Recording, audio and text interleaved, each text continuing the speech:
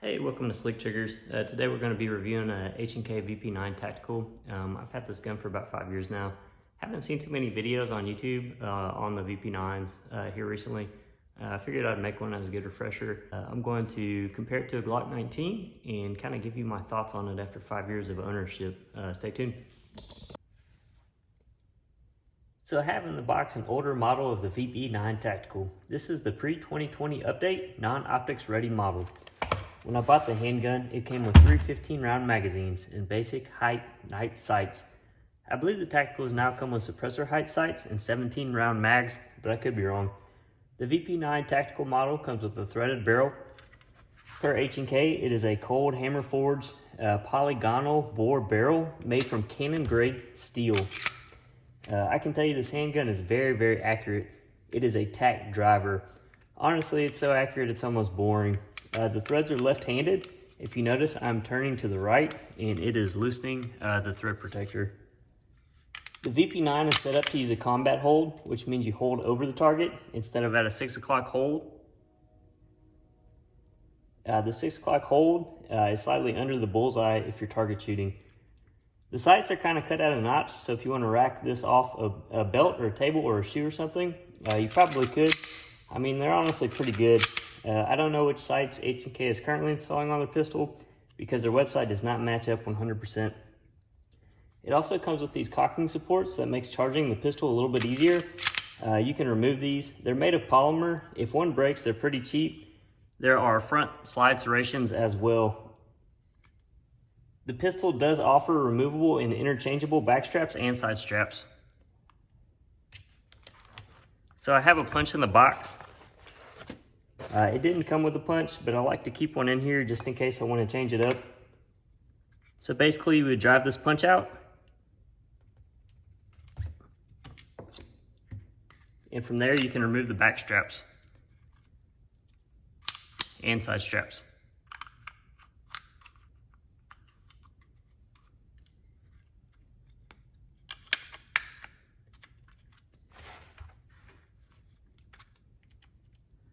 There's small, medium, and large side and back straps.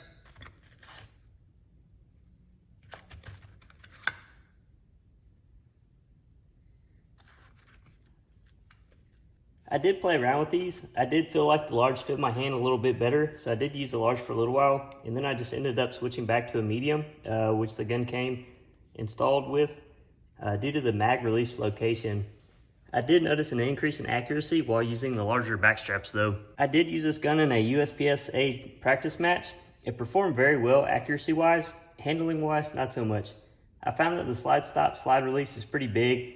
If you have your hand anywhere near it, the gun will fail to lock back on the last round. Additionally, if you insert the magazine with some gusto, the slide will drop and rack around. This is not really preferred because you don't really know if it'll happen every time. So here I have a dummy round.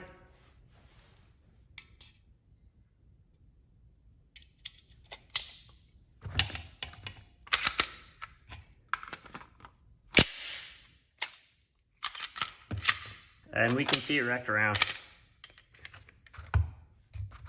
The gun has a phenomenal trigger. It is very close to a single action trigger. It doesn't feel like a Glock trigger where there's a little bit of a creep then a break. It has a little bit of take up, and then you hit a firm wall, and then it's basically like breaking glass.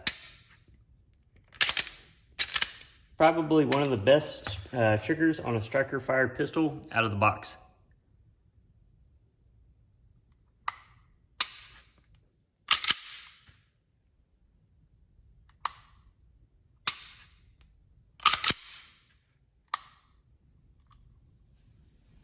One thing to note, if you do want to do any kind of DIY gunsmithing on the pistol, it'd be pretty difficult. The way this thing is put together, it's not like a Glock that's super simple to break down and replace parts as needed. This thing is pretty complicated. Honestly, maybe not something that you'd want to do yourself at home if you wanted to do a trigger job or replace parts. I found the polymer grip is kind of slick. I had handle-it grips on this pistol for a long time, which is like a rubber overlay, and they work pretty well. Ergonomically, the gun is great to shoot for long periods. It has an undercut underneath the trigger guard, allowing you to get really high, and also the edges are kind of rounded. You won't get Glock knuckle with one of these. You can shoot this thing all day super comfortably. It has a flat recoil spring too. I've read that flat recoil springs dampen recoil a little bit, but I don't know if that's 100% the case.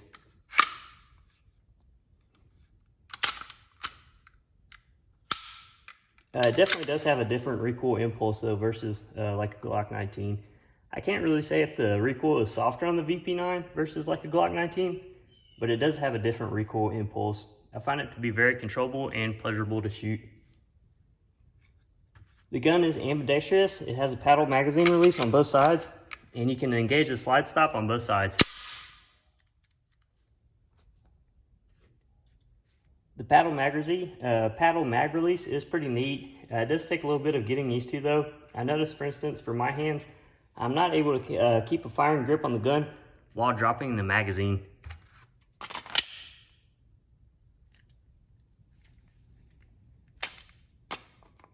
I have to kind of cock the gun over, and then I'm able to drop the magazine. I have seen some people that are able to use their index finger. Mine just doesn't seem to bend like that. So for me in this gun, I do have to change my grip to drop the magazine. It's not the biggest deal in the world, but also it isn't as easy as a Glock or something where you just push the button and launch it. It is a hassle to change your grip to drop the magazine. There's also enough space to stick your finger behind the trigger. If you've ever had to like sprint with it or something, you could tuck your finger behind the trigger to get a better grip. Funny story, I actually fell down a flight of stairs with this gun. It has pretty good aftermarket. You can buy mag wells, you can buy extended magazines, base plates, extended magazine releases.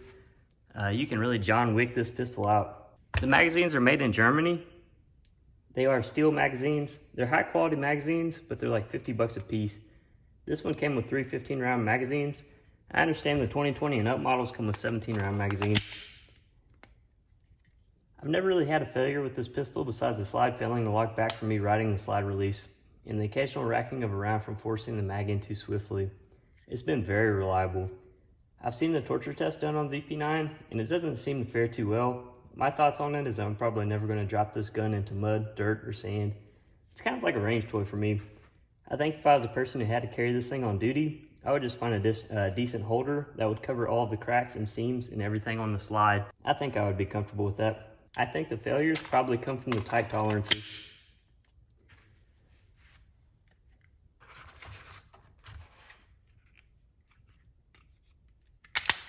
So what I have here is the Glock 19 compared to the H&K VP9. A lot of people want to see these comparisons. I figured it might be a nice one to do. Honestly, I really should be comparing the Glock 17 to the VP9, as they would be more similar in size, but this is what I have. As you can see, the Glock has a much smaller slide release versus the humongous one on the VP9.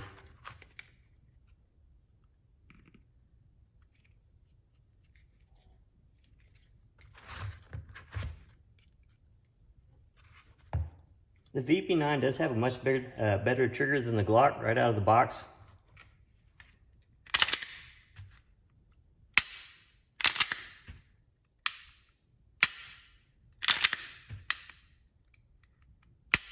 The sights are better on the VP9 because they're metal and tritium. The Glock has much cheaper polymer sights. I'm not sure if the base model VP9 comes with metal sights now or if they are polymer. Honestly, H&K's website is not the best. The VP9 is easier to take down with a lever. They're both about on par with accuracy. I would say the VP9 is a little bit more accurate and consistently accurate. Also, I have a few more of those dummy rounds loaded up in the Glock factory magazine. This is one of those California compliant ones that I got for free. I just hold dummy rounds in it. I want to demonstrate that it doesn't matter how hard I send this thing home, the slide will not drop.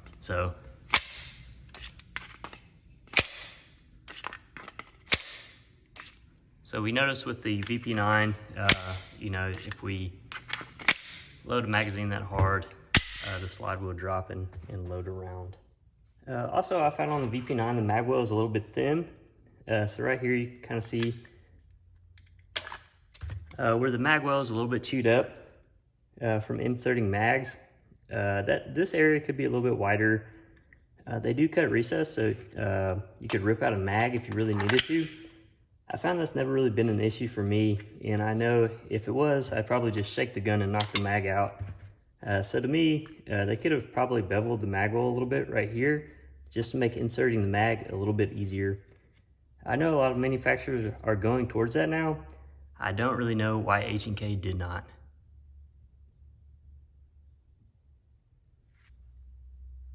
With the Glock 19, you can see this one has a Zev aftermarket magwell, but the inside of the frame is beveled from the factory.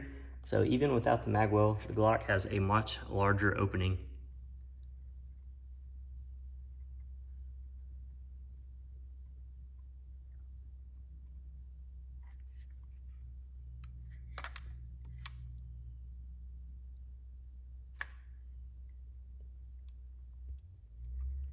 These two pistols are just so close together. I mean, it's very hard to even try to make a comparison.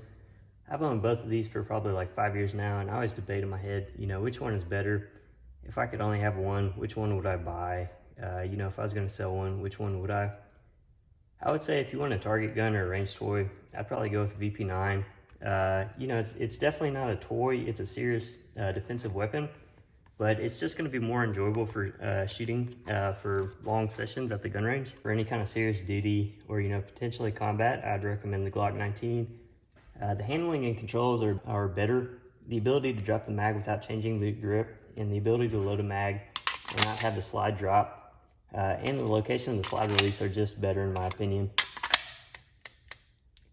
What else can I say about the VP9? Oh, that's the wrong magazine. What else can I say about the VP9? Well, it is one of my most favorite guns to take to the range and punch holes in paper. It's just a very comfortable gun to shoot. It handles really well and it's very accurate.